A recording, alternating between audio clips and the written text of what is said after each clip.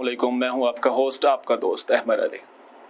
आपके संडे को स्पेशल बनाने के लिए लेकर आए हैं एक बहुत ही अमेजिंग सा प्रोग्राम जिसका नाम है मग संडे स्पेशल। और आज का प्रोग्राम होने वाला है उन व्यूवर्स के लिए बहुत ही स्पेशल जिनके घरों में हैं बच्चे, और बच्चे आजकल बहुत ही ज़्यादा तंग करते हैं। बच्चों की तरबियत करना कोई आसान काम नहीं है।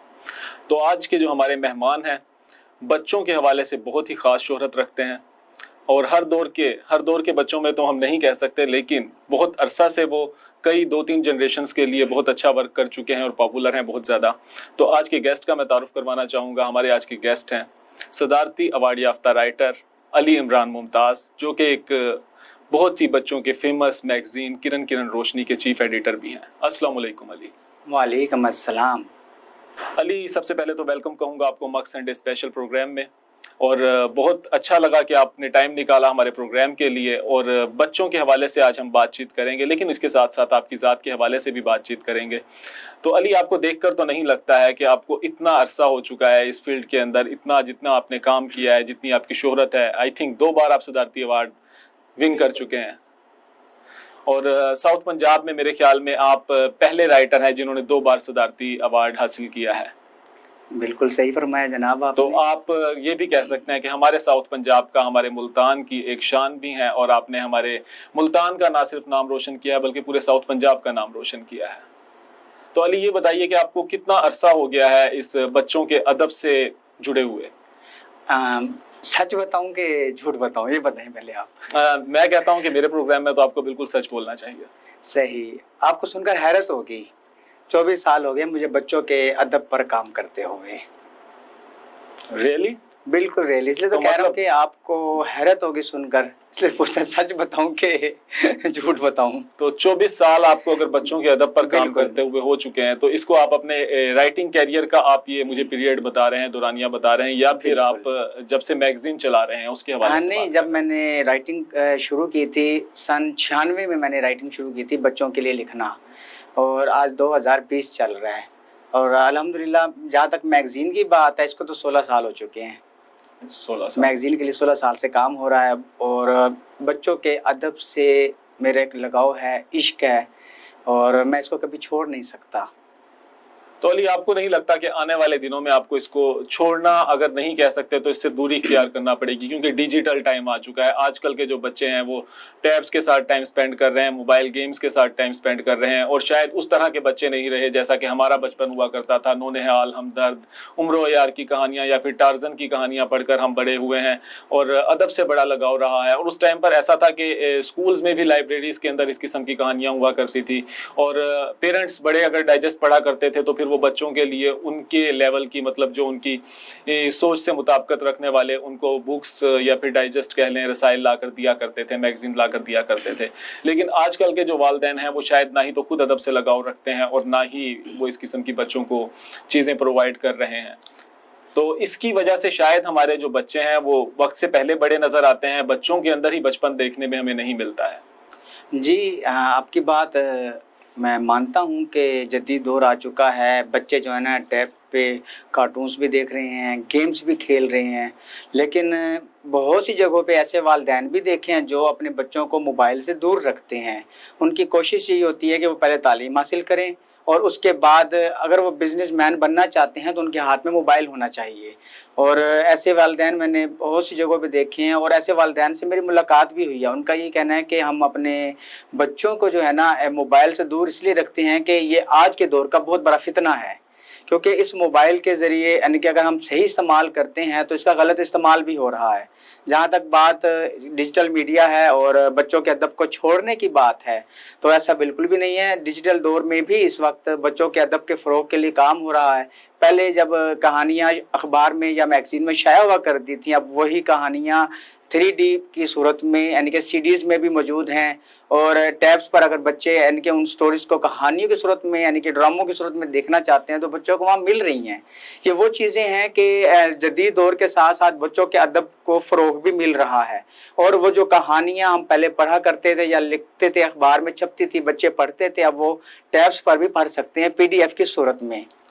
लेकिन मुझे लगता है पर्सनली, जो मेरा ओपिनियन है वो ये है कि जब हम किसी भी बुक को हार्ड कॉपी की सूरत में पढ़ते थे, उसका एक अलग ही हमारे जहन पर एक तासुर हुआ करता था, अदब से लगाव भी बढ़ता था उससे। लेकिन सॉफ्ट कॉपी में जब भी हम टैब उठाते हैं तो मेरे ख्याल में हम इधर उधर की चीज़ों में, दूसरे ऐप्स में ज़्यादा चले जाते हैं। और मैं खुद भी अगर अपना पर्सनल कहूँ तो कुछ साल पहले तक बहुत अदब से लगाव था, आज भी है, लेकिन उस नोयत का नहीं रहा। अगर मैं बिल्कुल भी ऑनेस्ट बात करूँ तो आज मैं भी बहुत सारे ऐप्स ऐसे यूज़ करता हूँ, जब मैं सोशल मीडिया उठाता हूँ तो शायद मैं सॉफ्ट कॉपी की सूरत में नहीं पढ़ पाता हूँ बहुत सारी चीज़ों को, लेकिन जब हार्ड कॉपी थी, डाइजेस्ट या बुक, तो उस टाइम मुताला बहुत आसान भी हुआ करता था। और ख़ासकर विंटर्स नाइट में जब हम नॉवेल्स पढ़ते हैं तो उसका एक अपना ही मज़ा होता है।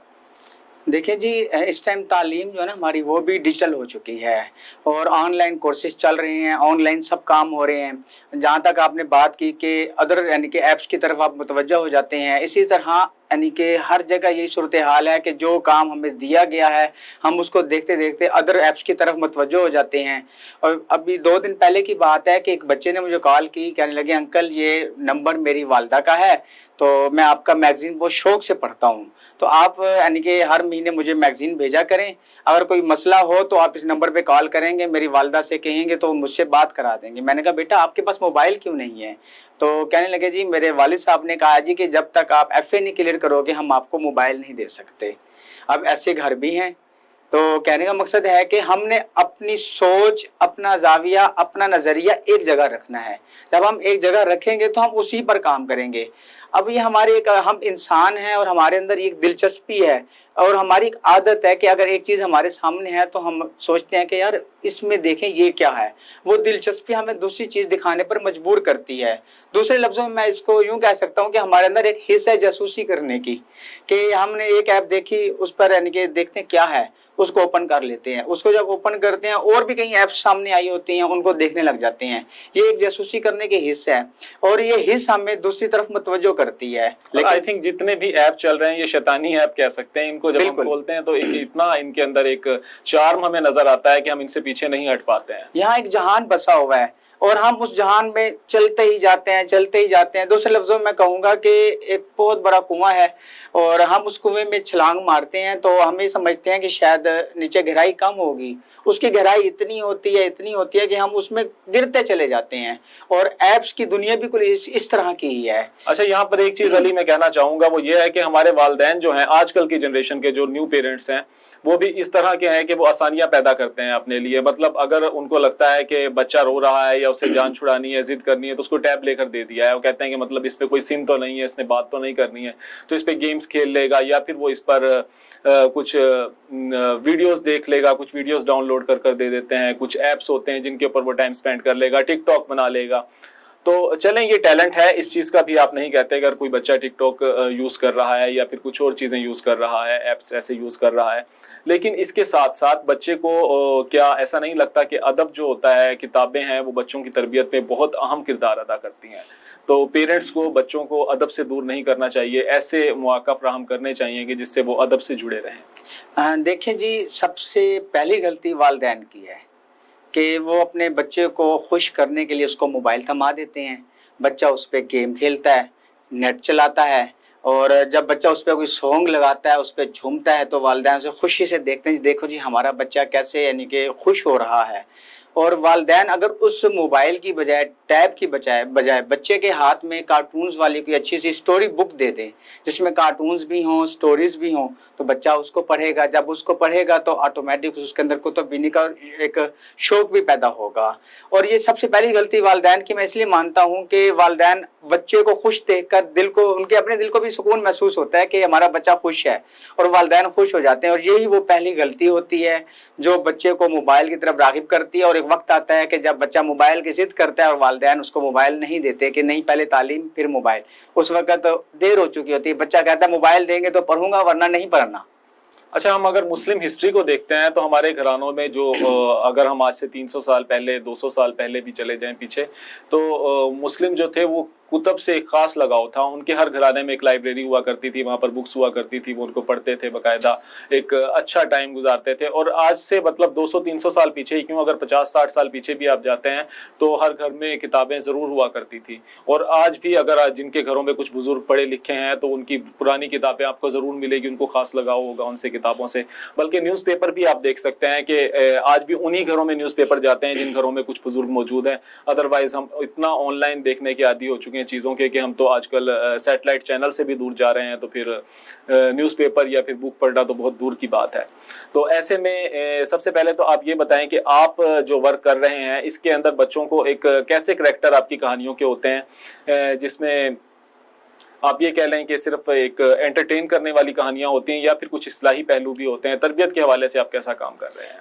बच्चों की तालीम और तरबियत के हवाले से कहानियों की जहाँ तक बात है उसका जवाब भी ज़रूर दूंगा, लेकिन पहले ये बता दूं कि जिस घर में रोज़ाना अखबार आती है उस बच्चे की यानी कि यूँ समझ लें कि उर्दू बहुत अच्छी होगी, क्योंकि वहाँ पे अखबारात पढ़ने का मामूल होता है और यानी कि उन अखबारात में बच्चों के सफ़हात भी आते हैं और बच्चे उन सफ़हात को खोल कर बड़ी खुशी से देखा करते थे। अब ये वक्त आ चुका है कि अखबारात में सिर्फ ख़बरें तो होती हैं लेकिन बच्चों के एडिशंस नहीं होते, और हम कोशिश कर रहे हैं कि अपने मैगज़ीन के ज़रिए बच्चों के लिए इस्लाही कहानियाँ पेश करें। कहानियाँ भी पेश करने का एक तरीक़ाकार होता है, एक हुनर होता है। एक कहानी ऐसी होती है कि हम कहानी का आगाज़ तो करते हैं, उसमें दादा या दादी, नाना नानी, चचा या उस्ताद वो सबक दे रहा होता है स्टूडेंट को, यानी कि बच्चे को सबक दे रहे होते हैं मजमून की सूरत में, तो वो कहानी यकसानियत का शिकार हो जाती है। कहानी ऐसी होनी चाहिए कि कहानी हम लिख रहे हैं, कहानी बच्चा जब पढ़ता है तो वो खुद ब खुद उसे सबक हासिल करे, यानी कि दिलचस्पी की ऐसी चीज़ें हों बच्चे की कि वो कहानी पढ़ने पर मजबूर हो जाए, और फिर ही हम बच्चे को ना उस तरह का सबक दे पाएंगे जैसा हम चाहते हैं। अक्सर कहानियों में ज़्यादा सबक सच का होता है, झूठ से दूरी का होता है, इसी तरह ईमानदारी पर बात होती है, और भी बहुत सी होती हैं। लेकिन इन तमाम चीज़ों को एक खूबसूरत अंदाज में, एक पैराए में हम कहानी की सूरत में जब पेश करते हैं तो बच्चे उसे खुशी खुशी पढ़ते हैं, उससे सबक भी लेते हैं। अच्छा, अभी आपने बात की कि यहाँ पर हमारे जो बच्चे हैं वो अखबार पढ़ने की वजह से उर्दू अच्छी होती है, लेकिन हमारे यहाँ पर एक ये कह सकते हैं लम्हा फिक्रिया ये भी है कि जिस बच्चे को उर्दू नहीं आती और इंग्लिश में अच्छा है तो उसके पेरेंट्स बहुत प्राउड के साथ बता रहे होते हैं इसको तो उर्दू में कुछ इंटरेस्ट ही नहीं है, ठीक से उर्दू आती भी नहीं, मतलब इंग्लिश बोलने में बहुत एक्सपर्ट है ये। तो हम अपनी कौमी ज़ुबान से दूरी पर फ़ख्र इख्तियार कर रहे हैं, प्राउड फील कर रहे हैं, और अगर आप इंग्लिश अंग्रेज़ी बहुत ज़्यादा जानते हैं तो इस चीज़ के अंदर हम समझते हैं कि हम शायद बहुत आगे जा चुके हैं, बहुत तरक्की कर चुके हैं। जितनी भी कौमें तरक्की याफ्ता हुई हैं ना वो अपनी ज़बान की वजह से हुई हैं। उर्दू हमारी कौमी ज़बान है और हमारे मुल्क में बाकायदा तौर पे उर्दू जो है लागू नहीं है, इंग्लिश को लाजमी मजमून करार दे दिया गया है।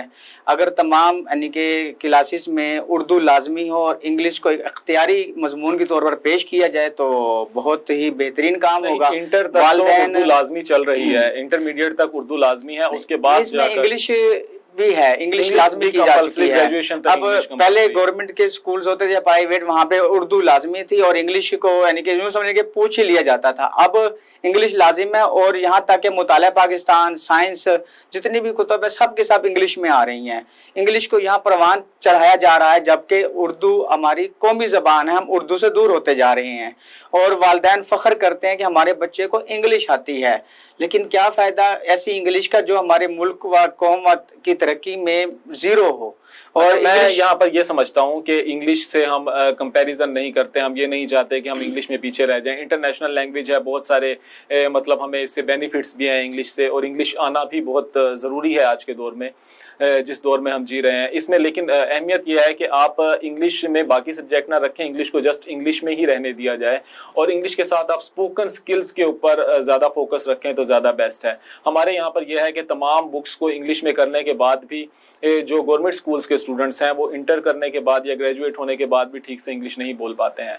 तो इसका यह है कि हम रट्टा लगाते हैं और बजाय इसके स्पोकन स्किल्स के ऊपर तो फोकस रखा ही नहीं जाता, ना ही टीचर्स कोशिश करते हैं कि बच्चे की स्पोकन स्किल्स अच्छी हो रही हैं नहीं हो रही हैं, वो बोल सकता है नहीं बोल सकता है, ठीक से प्रोनाउंस कर रहा है या नहीं कर रहा है, बस मतलब रिटन टेस्ट के अंदर स्पेलिंग ठीक होने चाहिए, ओके है। तो ये किस किस्म की हम अलूम सिखा रहे हैं, किस किस्म की लैंग्वेज सिखा रहे हैं, और वो वही बात हो जाती है कि कौवा चला हंस की चाल और अपनी भी गंवा बैठा अपनी भी भूल गया। तो मतलब वही सिचुएशन है कि ना ही तो हम उर्दू के अंदर मुकम्मल रहते हैं पाकिस्तानी प्योर, और ना ही हम बाहर के अंग्रेज़ बन पाते हैं, तो एक बीच के अंदर ही रह जाते हैं, एक कम्प्लेक्स के अंदर मुब्तला कौम है। देखें जी, उर्दू जो है ना उसको यानी कि हमें अपनाना चाहिए, इंग्लिश सीखनी चाहिए। इंटरनेशनल लैंग्वेज है इंग्लिश, और अदर सिटीज़ में जो है या यानी कि कंट्रीज़ में चले जाएं वहाँ पर इंग्लिश ही बोली जा रही है।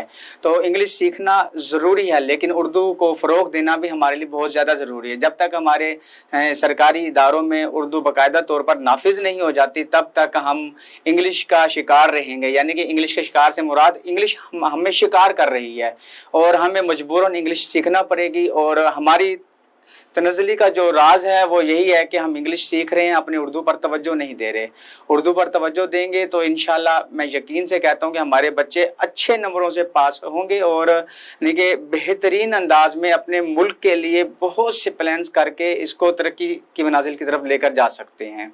अच्छा अली, जहां हम उर्दू की बात कर रहे हैं, उर्दू अदब में आपने बहुत अच्छा काम किया है, मुस्बत काम किया है, ऐसा काम किया है जो एक एग्जाम्पल है, मिसाल है न्यू जनरेशन के लिए। और राइटर्स में आप सर फहरिस्त आते हैं, मतलब एक टॉप पर हैं, जितने भी बच्चों के अदीब हैं उनके अंदर एक नाम है आपका हमारे पूरे कंट्री में। तो आप ये बताइए कि पहली बार सदारती अवार्ड आपको किस किताब पर मिला या कब मिला? पहली बार मुझे सन 2009 में मेरी किताब शायद थी रोशन रोशन मेरा देश, उस पर मुझे अवार्ड से नवाजा गया था। और वो भी एक ऐसा वक्त था कि खुशी ऐसी थी कि समझ से बाहर था कि इस खुशी को कैसे सेलिब्रेट करूं। और 2009 के बाद 2018 में ठीक 9 साल बाद दूसरी किताब नूर आलम सल्लल्लाहु अलैहि वसल्लम पर मुझे सीरत सदारती अवार्ड से नवाजा गया। और अल्हम्दुलिल्लाह जो एजाज़ मुझे मिला ये सब के सब उस रब की जानिब से मेरे लिए एक करम नवाजी है कि मैंने नबी करीम सल्लल्लाहु अलैहि वसल्लम की सीरत पर एक किताब तरतीब दी, लिखी और उसे पेश किया। मैं समझता हूँ कि मैंने ये किताब लिखी तो है, लेकिन ये लफ्ज़ तो मुझे अता रब नहीं किए थे ना। अगर अल्लाह ताला मुझे वो लफ्ज़ अता ना करता, मैं वो किताब ना लिखता, तो शायद आज यूँ मैं सदारती अवार्ड से भी ना नवाजा जाता। तो ये करम नवाजी है अल्लाह ताला की कि अल्लाह ताला ने मुझे इस काबिल समझा और मुझे इतने बड़े एजाज़ से नवाजा। मैं अल्लाह ताला का शुक्र अदा करता हूँ इस हवाले से कि अल्लाह ताला ने मुझ पर अपनी ख़ास करम नवाजी की है। जी व्यूअर्स, अब चलते हैं एक ब्रेक की तरफ, और ब्रेक के बाद हम आपको बताएंगे इसके पीछे भी एक कहानी है, एक मेरिकल है। नूर आलम सल्लल्लाहु अलैहि वसल्लम अली इमरान की जो किताब थी जिस पर इनको सदारती अवार्ड दूसरी बार मिला, इसकी कहानी हम आपको बताएंगे कि क्या मौजज़ा इससे जुड़ा हुआ है, क्या कहानी है इसके पीछे और इससे क्या बेनिफिट अली इमरान को पहुंचा।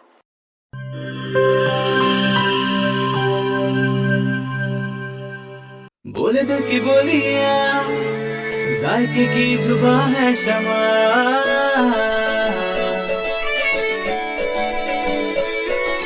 बोले बोले बोले बोले दिल बोले,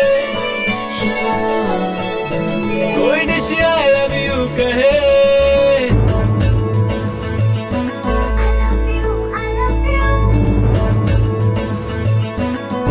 कोई मिस यू का सिग्नल बने, शमा की हो मैं फिर रौनक बने बेटेबल, साइकिल की सुबह है शमा, अभी मम्मी का है दुआ,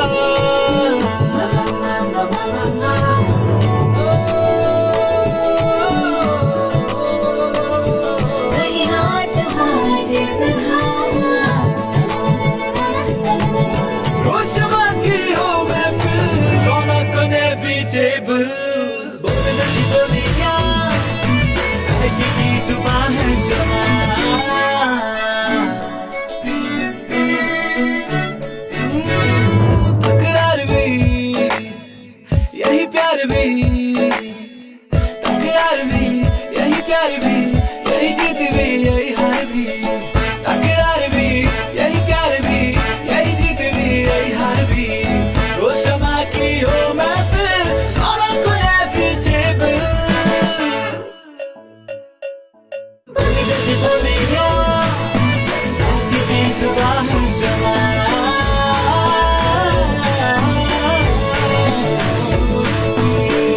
की जुबान है शमा। वॉइस हेल्थ फॉर्मूला के साथ शमा कुकिंग ऑयल एंड शमा वनस्पति, बोले दिल की बोली।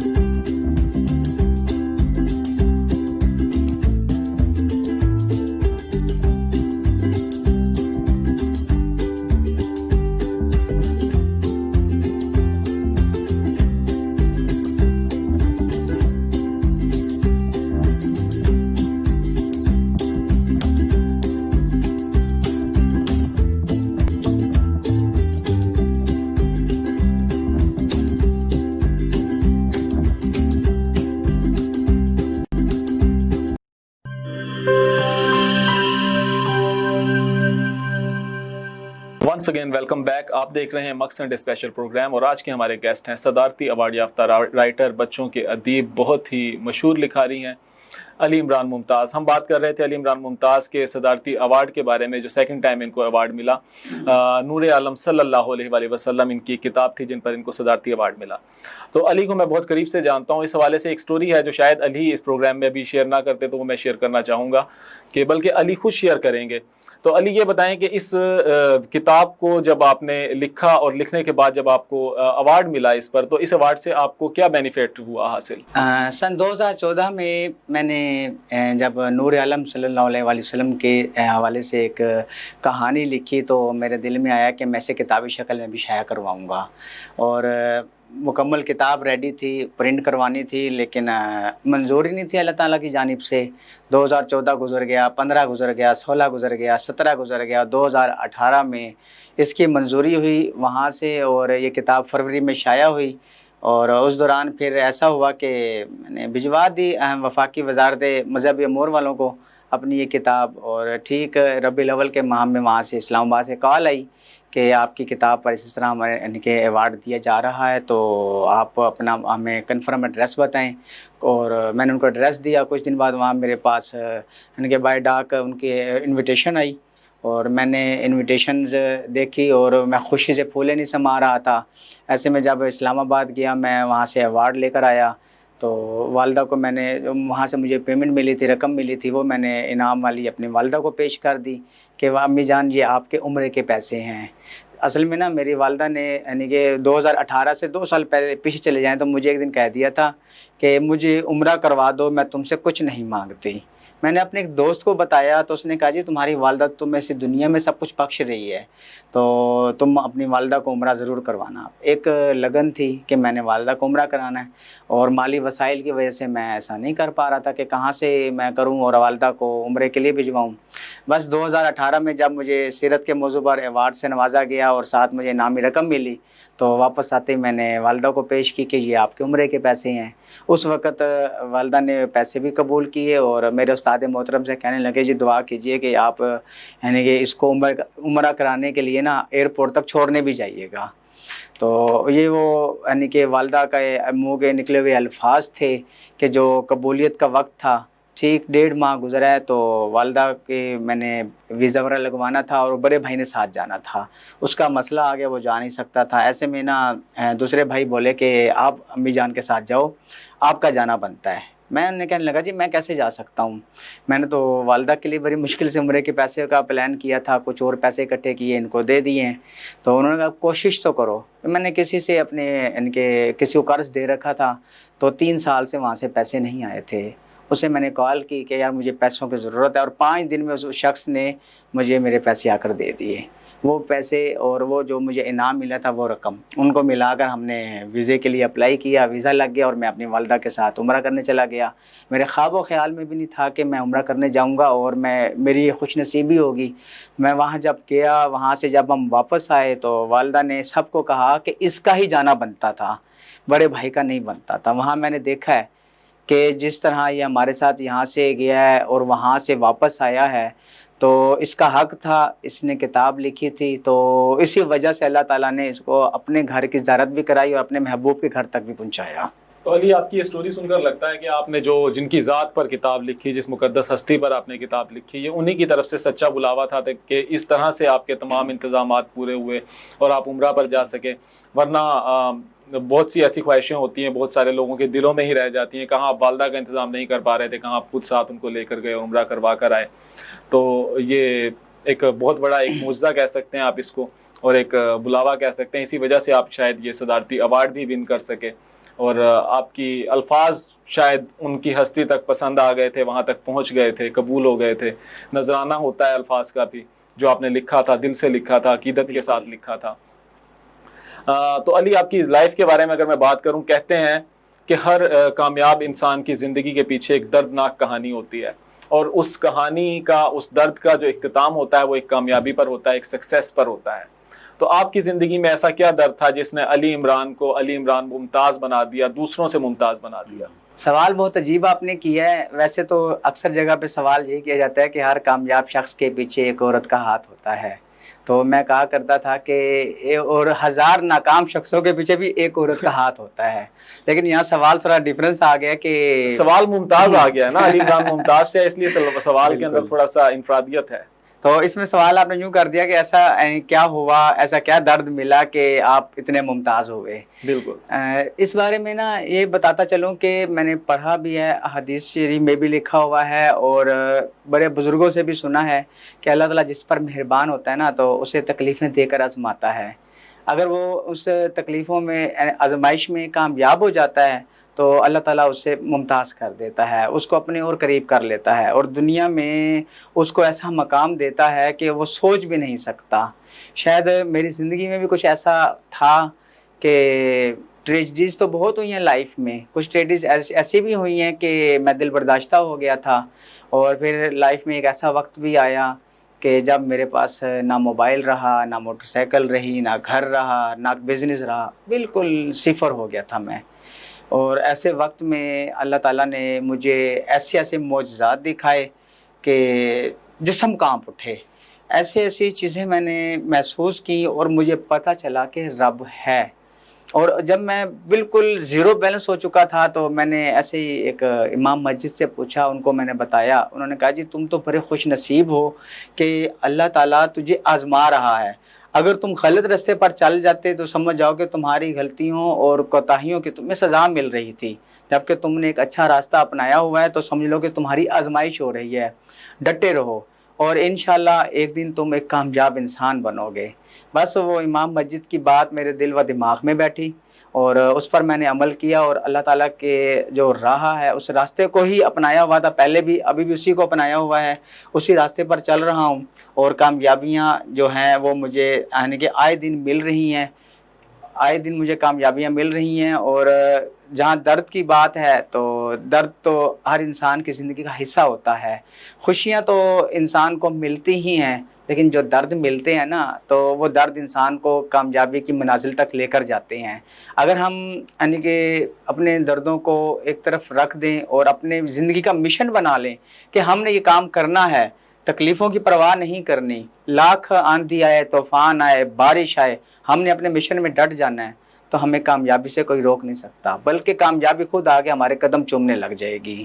آپ جو یہ درد کی بات کر رہے ہیں تو درد موسٹلی جو درد ہوتا ہے نا وہ محبت کا درد ہوتا ہے، اور یہ درد بڑا خاص قسم کا ہوتا ہے اور ہر بندے کو ہی تقریباً ایسا ہوتا ہے، کچھ تو برباد ہو جاتے ہیں، شاید ہی 100 میں سے 99 رہ جاتے ہوں گے بربادی کی طرف اور 100 میں سے ایک بندہ ہے جو کامیابی کی طرف جاتا ہے۔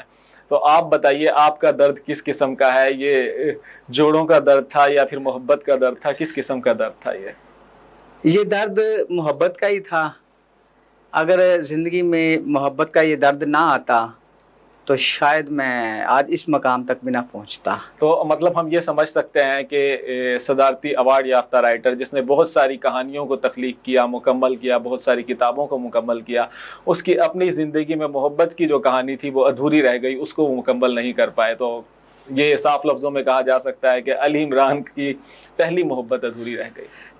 محبت ادھوری نہیں رہتی، محبت کمپلیٹ ہوتی ہے۔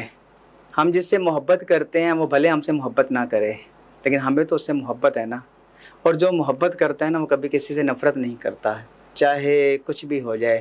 محبت والے صرف محبتیں ہی لٹاتے ہیں، محبت میں ناکامی بھی نہیں ہوتی، ناکامی میں انسان دل برداشتہ ہوتا ہے اور جان سے جاتا ہے۔ اور میں سوچتا ہوں کہ محبت میں انسان کبھی ناکام نہیں ہوتا۔ آپ محبت کر رہے ہیں نا تو کوئی بات نہیں، آپ اللہ کی رضا کے لیے اس سے محبت کریں، دیکھیں اس دنیا میں نہیں تو اس دنیا میں آپ کو وہ ضرور ملے گا۔ اچھا، محبت میں ناکامی یا کامیابی میں چلو آپ اس چیز کو نہیں مانتے تو ملنا اور بچھڑنا تو ہوتا ہے نا، تو آپ یہ بتائیں آپ کو آپ کی محبت ملی یا مل کر بچھڑ گئی؟ محبت میں ملنا اور بچھڑنا بہت ضروری ہے۔ اگر محبت میں بچھڑنا نہیں ہے نا تو سمجھ لیں کہ آپ کو محبت ہوئی نہیں ہے، اور اگر آپ کو محبت مل گئی ہے تو زندگی کے سارے مقصد ہی ختم ہو گئے ہیں، پھر تو کچھ بھی نہیں رہتا، نہ زندگی رہتی ہے نہ محبت رہتی ہے۔ میرا کہنا ہے کہ جو مل جاتی ہے نا وہ بالکل نہیں رہتی، اور جو نہیں ملتی وہ سدا ہمارے اندر بستی رہتی ہے۔ تو محبتیں جو ہیں ہمارے اندر بس رہی ہیں، جس سے ہم محبت کرتے ہیں وہ بھلے اس وقت ہم اس کی زندگی میں شامل نہیں ہیں، وہ ہماری زندگی میں شامل ہے، اس دل میں شامل ہے، کیونکہ اس دل میں وہ بس رہا ہے تو وہ ہمیں مل چکا ہے۔ भले वो यानी कि रियल तौर पर हमारे सामने नहीं है, ये रूह का ताल्लुक़ होता है, और रूह का ताल्लुक़ तो दिल में बस रहा है ना, तो ये मोहब्बत है। मुझे मोहब्बत मिल चुकी है और मैं अपने आप को खुश नसीब तस्वर करता हूँ कि मैं मोहब्बत में जी रहा हूँ, और जब मैं मरूँगा तो मोहब्बत में ही मरूँगा। अगर मेरे दिल इस मोहब्बत से खाली होता तो शायद मैं यूँ समझ लें कि यूँ समझ लें कि एक नामुकम्मल मोहब्बत में मरता।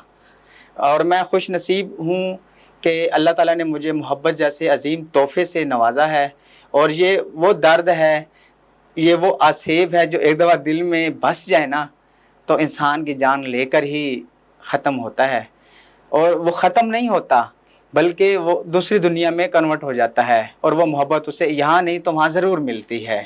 अच्छा, ये कहा जाता है कि मोहब्बत में अगर जुदाई हो जाए या बेवफाई हो जाए तो या तो हम उससे इस किस्म से कता ताल्लुक़ ही इख्तियार करते हैं कि दोबारा उसकी मुड़कर भी लोग नहीं देखते हैं कि वो किस हाल में है, जी रहा है या नहीं जी रहा है, और कुछ लोग होते हैं कि बिछड़ने के बाद भी उसकी खैर खबर ज़रूर रखते हैं। तो आप बताएं, आप अपने महबूब से चलें जुदा तो हो गए, लेकिन उसके बाद आप उसकी खबर किस हद तक रखते हैं? आम लोगों जैसी ही आपकी भी सिचुएशन है, दिल का हाल तो सबका एक जैसा होता है। देखें जी, खबर रखने की कोशिश करते हैं कि कहीं से आपको उसकी खबर मिले, वो कैसा है, किस हाल में है? नहीं, मैं ख़बर रखने की कोशिश नहीं करता, क्योंकि तकलीफ़ होती है, और उस तकलीफ़ से बचने के लिए बेहतर है कि मैं अपनी दुनिया में मगन रहूं, दिल की दुनिया में जिसे बसाया हुआ है उसी को दिल की दुनिया में देख लेता हूं, आंखें बंद करके, बस इसी में ही मैं अपनी ज़िंदगी गुजार रहा हूं। अगर मैं उसकी ख़बर रखना शुरू कर दूं तो शायद मैं कभी कामयाब ना हो सकूं, इस मकाम तक कभी भी ना पहुंच सकता। और भूला नहीं हूँ कि लोग कहते हैं जी मोहब्बत अगर ना मिले तो इंसान भूल जाता है, भूलता कोई नहीं है, याद रहते हैं वो लोग जो दिलों में बसते हैं और ख़ास मकाम रखते हैं। अगर वो लोग हम भूल जाने लगे तो फिर वो मोहब्बत ही नहीं है, और मोहब्बत भी तो एक से ही होती है ना, हज़ारों से तो हो नहीं सकती। तो आई थिंक ये इस टाइम अली इमरान ने एक मैसेज दिया है उन तमाम फेल लवर्स को जिनकी मोहब्बतें नाकाम रह जाती हैं, और वो या फिर कुछ एक गलत ट्रैक पर चल पड़ते हैं और ब्रेकअप होने के बाद कुछ ऐसी एक मजनू टाइप की सिचुएशन में जीते हैं, और फिर कहते हैं जी हम तो नशे पर इसलिए लग गए या ज़िंदगी को इसलिए बर्बाद कर लिया कि जी हमारा एक ब्रेकअप हो गया था या प्यार अधूरा रह गया था। तो मोहब्बत आपको सिर्फ बिगाड़ती नहीं, संवार भी देती है। तो ये आपके सामने एक पर्सनैलिटी बैठी है जिन्होंने 2 बार सिद्धार्थी अवार्ड हासिल किया, बहुत सारी किताबों को तख्लीक किया, एक नाम है इनका। बज़ाहिर दिखने में एक सादा मिजाज इंसान है, लेकिन कहते हैं ना जब मोहब्बत में, मैं तो नाकामी ही कहूँगा, नाकामी हो जाती है या फिर आपको आपका महबूब नहीं मिलता तो इंसान दरवेश सिफ्त ही नज़र आता है।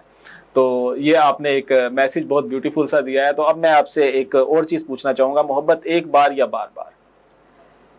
मोहब्बत ज़िंदगी में एक बार ही होती है, और हम कहते हैं ना कि हमें दूसरी मोहब्बत होगी है, वो दूसरी मोहब्बत नहीं होती, वो तो दिल को तसल्ली देना होती है कि पहले के गम को भुलाने के लिए, कि जो पहले हमारे दिल में बसा हुआ था उसके तकलीफ़ों को या उसके यानी कि यादों को दफन करने के लिए हम किसी और से मोहब्बत का इजहार कर बैठते हैं और उसे ही मोहब्बत समझ बैठते हैं। यानी आप ये कहना चाह रहे हैं कि हम जो दूसरी बार करते हैं वो हम फरार का रास्ता इख्तियार करते हैं, और दूसरी बार तसल्ली होती है। तो हम भी आपको एक तसल्ली दिए जा रहे हैं, फरार नहीं हो रहे हैं, हम जा रहे हैं एक ब्रेक पर, और ब्रेक के बाद आएंगे, प्रोग्राम का एक अच्छा सा वाइंड अप करेंगे। आपने कहीं नहीं जाना है, देखते रहिए मक्स संडे स्पेशल प्रोग्राम।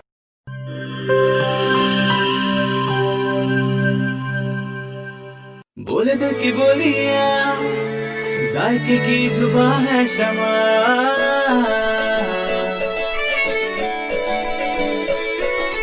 बोले बोले बोले बोले दिल बोले, कोई निशी आई लव यू कहे,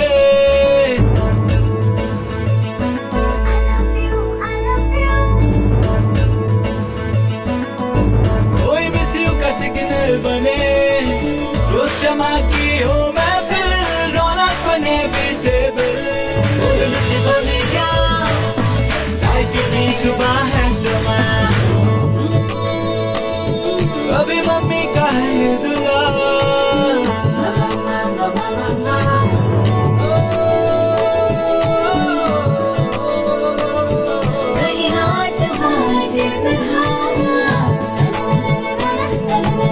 रोज शमा की हो मैं फिर रौनक बने पीछे बिल, बोले दिल की बोलियां, जायके की जुबान है शमा।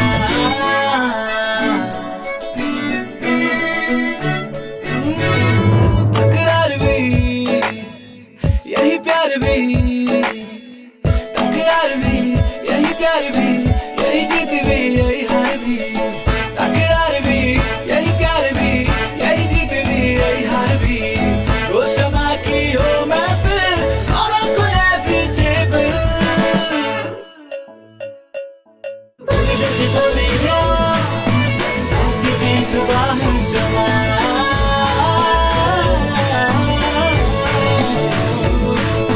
साइकी की जुबान है शमा। वॉइस हेल्थ फॉर्मूला के साथ शमा कुकिंग ऑयल एंड शमा वनस्पति, बोले दिल की बोली।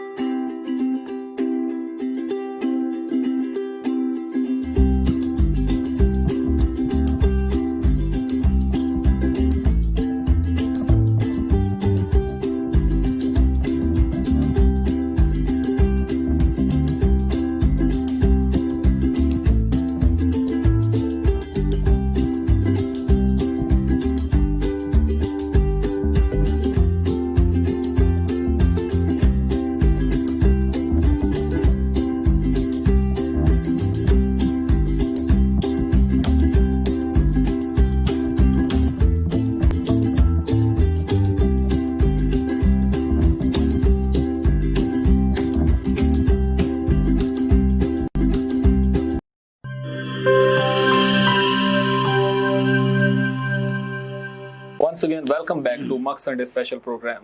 मेरे साथ हैं सदारती अवार्ड याफ्ता राइटर अली इमरान मुमताज़। बात कर रहे थे मोहब्बत के बारे में और कहते हैं जब आपके साथ अदीब मौजूद हो, एक राइटर मौजूद हो, लिखारी मौजूद हो, क्योंकि ये वो लोग होते हैं जो बहुत ही हसास होते हैं और शायद मोहब्बत की जो हमें थोड़ी सी सूझबूझ मिलती है वो लिखारियों के ज़रिए ही कुछ ज़्यादा मिलती है, वरना महसूस तो करते हैं लेकिन इन अल्फाज को बयान करने की हमारे अंदर सलाहियत नहीं होती है। तो पढ़कर इनको तो हम बहुत अच्छे से मोहब्बत को ना सिर्फ समझ पाते हैं बल्कि दूसरे के सामने अपने जज्बात की अक्कासी भी कर पाते हैं।